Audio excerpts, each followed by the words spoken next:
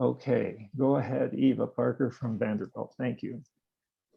Thank you so much, Bob, for the invitation to speak and for that nice introduction. Yeah, I'm very excited to be here. I can't believe it's been 20 years since Bob and I worked together and he mentored me during medical school. Time, I guess, flies when you're having fun.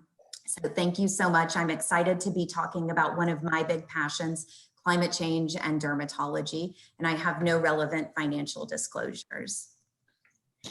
I will give a brief overview of climate change and its impacts with a few detailed dermatology examples. And then I want to take a minute to examine the evidence for climate change and health impacts. Since the turn of the 20th century, our consumption of pretty much everything from water to energy to plastics to fertilizer has increased. But the most egregious problem is our consumption and burning of fossil fuels globally since the 1950s. As a consequence of human activity and the burning of fossil fuels, production of greenhouse gases has dramatically increased, most notably carbon dioxide. In this chart mapping the last 800,000 years, we see an exponential increase in carbon dioxide in just the last 75 years. While the problems are complex, the basic progression of their relationship is not. Human action has significantly increased greenhouse gases, which has warmed the planet and thus changed our climate. We are now experiencing a shift to more hot weather. The world is approximately 1.1 degrees Celsius warmer than in pre-industrial times, and we have now had the hottest years ever on record in the last decade. This is especially true in the Arctic, where temperatures are increasing 2.5 times faster than anywhere else on Earth. And well, we all know what happens to ice when you raise the temperature. So not surprisingly, losses from the two largest ice sheets are accelerating. And the resulting decreased temperature differential between Arctic ocean water and the atmosphere is now altering major weather patterns like the jet stream. Global warming is having a significant impact on our oceans and their role in stabilizing climate. 90% of the heat trapped by greenhouse gases has been absorbed by the oceans, increasing water temperature as shown in the upper graph. Rising water temperatures expand the volume of the oceans and melt more polar ice, both of which accelerate sea level rise as seen in the lower diagram. Warm ocean water has a greater rates of evaporation, driving severe weather like hurricanes. So global warming means warmer air temperatures and warmer ocean temperatures. This then causes increased evaporation, which leads to increased water vapor in the lower atmosphere, resulting in increased precipitation totals. So the wet areas have become wetter in the world. However, due to extreme heat, the dry areas have become drier. These climatic changes are driving extreme weather events globally, which are becoming more frequent and more intense, including deadly heat waves, severe storms, flooding, drought, and wildfires. On the next two slides, I want to take a minute just to make quick points about issues which are perhaps tangential to climate change. So climate change and air pollution really have the same root cause, burning fossil fuels. Additionally, contribution to air pollution from natural sources such as dust and wildfires is amplified by heat and drought resulting from climate change. Important to note is that the vast majority of the world is already breathing unhealthy levels of air pollution. CFCs are very long-lived in the atmosphere and are a double environmental hit because they not only act as potent greenhouse gases, but they also destroy the stratospheric ozone layer, resulting in large areas of ozone destruction or ozone holes, if you will. Since the ozone layer is like Earth's broad-brimmed UPF 50 hat, this has increased UV radiation reaching Earth's surface. And so due to complex feedback mechanisms, stratospheric ozone depletion is actually altering climate, especially in the southern hemisphere. In turn, climate change may delay stratospheric ozone recovery by 30 years, creating a vicious cycle. So what is the impact from all of this? Well, first and foremost, it is harm to public health. In addition, we have enormous economic repercussions, national security considerations, damage to infrastructure, food insecurity, mass migrations, poverty, and armed conflicts. There is a funnel effect on health impacts resulting from the pressures applied by climate change, such that our overconsumption results in ecological harm, which drives and creates hazards that are the proximate cause that harm human health. Politics and poverty can further amplify these effects. Consequently, health is being affected now. The interactions are multifactorial, and we are all at risk, especially if the temperature rises above 2 degrees C. This diagram illustrates how complex the web of factors is that ultimately contribute to the health effects resulting from climate change. Basically, every organ system is impacted, as you can see from this long list here. And of course, it includes cutaneous disease, of which there are many, many diseases that are affected. The influence of climate change on individual skin disease is complex and multifactorial. I really wish we had time today to discuss all of these, but since we don't have that luxury, I'd like to discuss 2 common conditions to demonstrate the complex interplay of multiple environmental impacts on specific dermatologic diseases. Skin cancer is one of the most common diseases that we deal with on a daily basis as dermatologists. We are seeing rising rates worldwide, and climate change and environmental impacts are implicated as contributory factors to this increased incidence.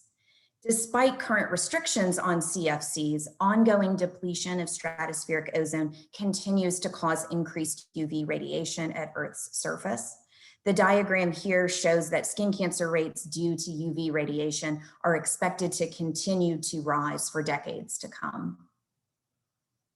Global warming itself may also play a role. Heat influences human behavior, resulting in the donning of fewer clothes and more exposed skin, and prompts increased time spent outdoors, therefore increasing UV exposure on the skin. Beyond behavior, animal models have long demonstrated that ultraviolet radiation is more efficient at inducing cutaneous carcinogenesis at higher temperatures.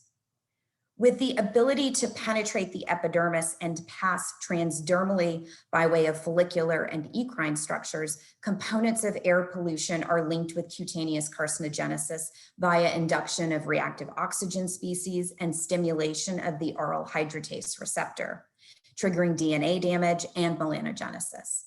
When pollution and UVB combine, they have a synergistic effect on enhancing these carcinogenic pathways. Another such disease with multifactorial influences from climate change is atopic dermatitis. A growing body of evidence has emerged supporting that exposure to air pollution increases both the incidence and the severity of atopic dermatitis.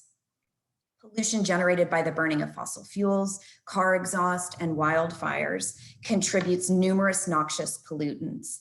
These produce free radicals and reactive oxygen species and bind and activate both the pregnane X receptor and the aryl hydratase receptor, triggering molecular cascades that result in inflammatory cytokine production, skin barrier defects, and increased transepidermal water loss. Interestingly, maternal exposure to air pollution from traffic during the prenatal period can increase the risk of atopic dermatitis in infants. So heat waves plus drought are the perfect ingredients for wildfires. We have seen a global rise in historic wildfires in recent years, not only in the Western United States, but in Australia, the Congo, Brazil, and the Amazon, and Siberia. These photos illustrate the large amounts of air pollution generated by wildfires. So it's no wonder this plays a prominent role in acutely exacerbating inflammatory skin conditions, including atopic dermatitis. As this chart demonstrates, extreme weather events in general are increasing, including heat waves and storms. The role of heat in atopic dermatitis is perhaps contradictory. Some studies demonstrate a decreased incidence of atopic dermatitis flares as temperature and humidity increase. However, the combination of heat and air pollution play a synergistic role in increasing atopic dermatitis flares, and heat has been shown to increase eczema-related pruritus. Extreme precipitation events and flooding are increasing in incidence and severity too. Patients with atopic dermatitis are already at increased risk of infection, and prolonged exposure to water during floods further increases the risk of cutaneous infection, including staph, strep, dermatophytes, candida, and atypical organisms. Additionally, floodwaters are often contaminated with pollutants and chemicals, which may serve as skin irritants. Rapid evacuation and displacement during severe weather events may greatly increase stress, which is shown to flare eczema.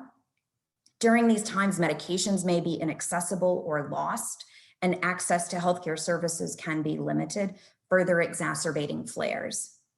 Crowding in shelters can facilitate disease outbreaks, including scabies and transmission of COVID-19.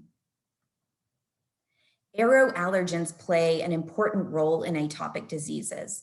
Because of global warming, growing seasons are lasting longer and the number of pollen-producing days is increasing, especially at more northern latitudes, as seen on the left. Even more interesting and problematic is that increased atmospheric CO2 levels have a fertilization effect on grasses, ragweed, and other plant-based allergens, increasing their pollen production and antigenicity, further driving atopic disease exacerbations. Now, a discussion on health effects from climate change is really not complete without reviewing those who are most vulnerable to climate change. Elderly and young children bear a significant portion of the global health burden. But I also want to stress that limited access to healthcare and many decades of baked-in systemic racism play critical roles in vulnerability and disproportionately affect skin of color, indigenous populations, and the poor. I want to switch gears now and take a few minutes here at the end to examine the evidence for health effects due to climate change. I copied this from the Cochrane website, and the entire aim of your group, its real mission is to compile high quality evidence on skin disease, which of course got me thinking about the evidence supporting climate change. So there is now almost unanimous scientific consensus that human activities are driving global climate change. That then prompted me to question if there is scientific consensus on the health effects, and what is the level of evidence in the literature of such effects?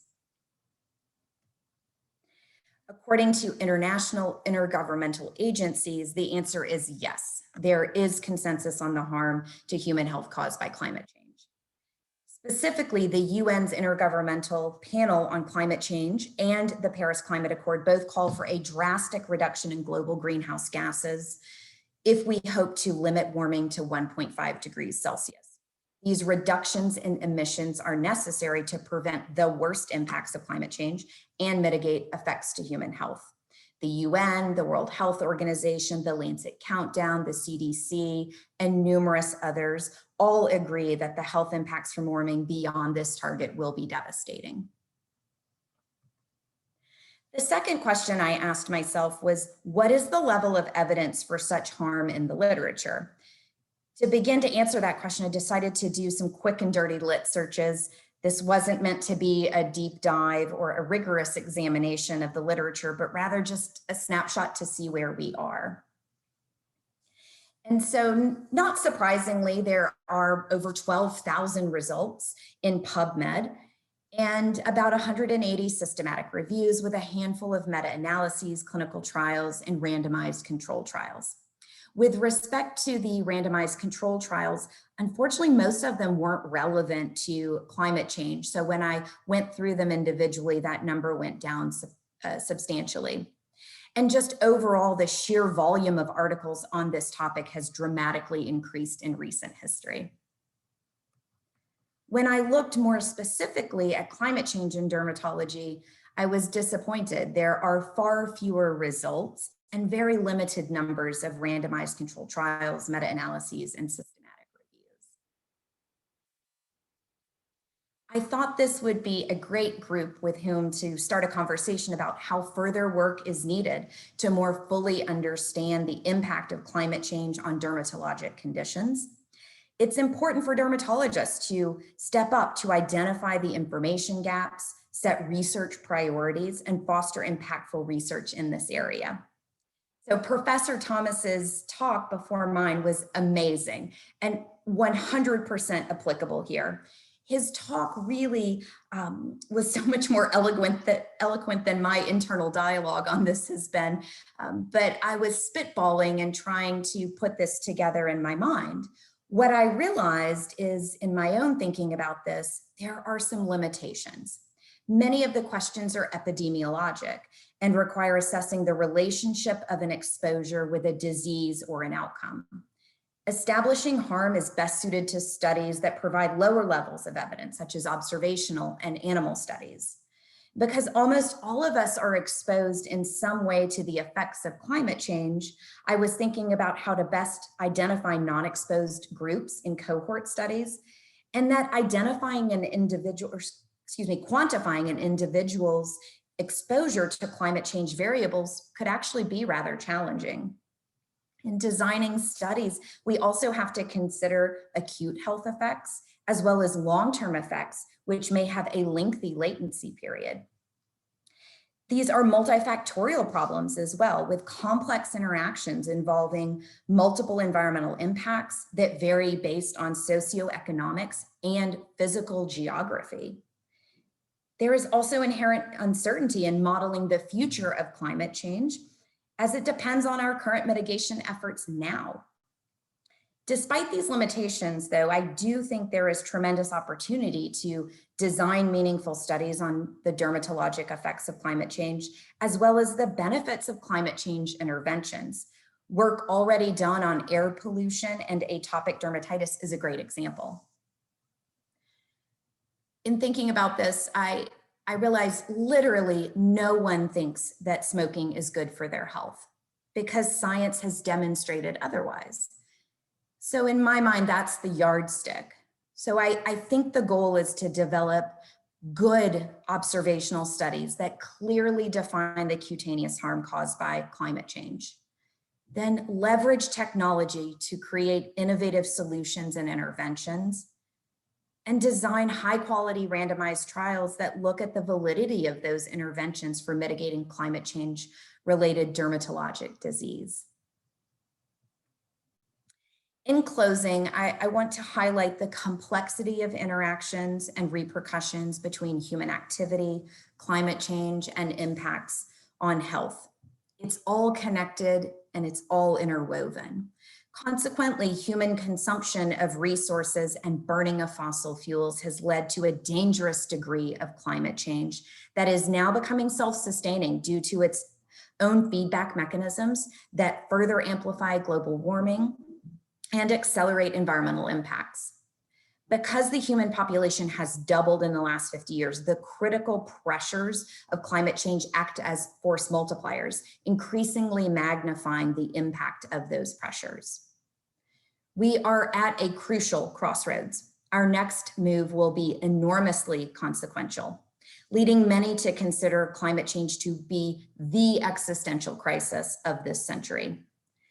I want to end by positing that we as physicians have an obligation to make this a research priority in dermatology and a moral imperative to advocate for drastic changes to mitigate harm to human health. So thank you so much for your time and attention. My email is here. I love to connect with people and collaborate with people on this topic, and would love to chat more if you're interested. Bob, if you will, I'm going to make a shameless plug and want to say, if you want to learn more about this topic, the January issue of the International Journal of Women's Dermatology is entirely dedicated to climate change. And at next month's AAD VMX meeting, there's going to be a climate change and dermatology forum, and there's going to be also a climate change and derm forum at the annual ASDS meeting in the fall. So thank you. Thank you, Eva, for highlighting this important topic. A couple of thoughts crossed my mind. When we were organizing the Cochrane Colloquium in 2010, there were people who in the Cochrane were already aware of climate change and refusing to travel to any climate, to any events in person because of climate change impacts. I'm wondering, what is the one thing, if you could have everybody on this call do one thing, would it be to stop doing air travel to decrease our personal contribution to climate change? Or would it be to not have children? Or would it be to, what would be the one thing you would want people to do more of to avert carbon production? So I think the answer to that probably depends on the individual. And I think the most important thing is to do something. Our individual efforts collectively are going to just be a drop in the bucket. What is really required is, sweeping changes that are going to have to come from federal regulations and international cooperation. I will say that there is a lot of talk about now with COVID, making meetings hybrid or having more virtual meetings. I think if you'd asked a bunch of dermatologists a year and a half ago if we'd be willing to do this, I think the answer would have been no. I think there would have been mass revolting. People would have said, there's no way you can have high quality meetings via a virtual format. You just can't simply network and exchange information and learn. And I think that the proof is in the pudding, and we absolutely can. And so I think we will see more meetings have either entirely virtual format or a hybrid format. Certainly air travel is has a huge carbon footprint, and there are ways to mitigate that even if you have to travel, like carbon offsets, for instance.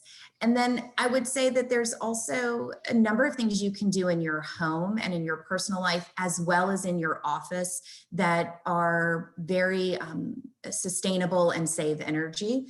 For anyone who is an American Academy of Dermatology member, we have an access to a free service called My Green Doctor. And it is a stepwise roadmap of how to engage your staff and green your office. And interestingly, it's been shown to save thousands of dollars in doing so. So you get the benefit of saving money and saving the planet. So those would be the things that I would think about, but it's an individual choice. Everyone has to figure out what's best for them. Going vegan, not having kids, driving electric cars, making sure you don't use plastic grocery bags. It all matters in some way, but those aren't always choices that are appropriate for everyone. And in these highly politicized times, you're taking a personal risk by advocating so openly this line of action. Have you experienced trolls or personal attacks for your advocating climate change, addressing climate change? I have not. I live in a red state, which is, it's an interesting political dynamic here. I'm an active member of the Medical Society Consortium on Climate and Health and have participated in their legislative activities in Congress. And I have to say, sitting down with Republican senators to discuss this issue is always challenging and interesting to hear their responses.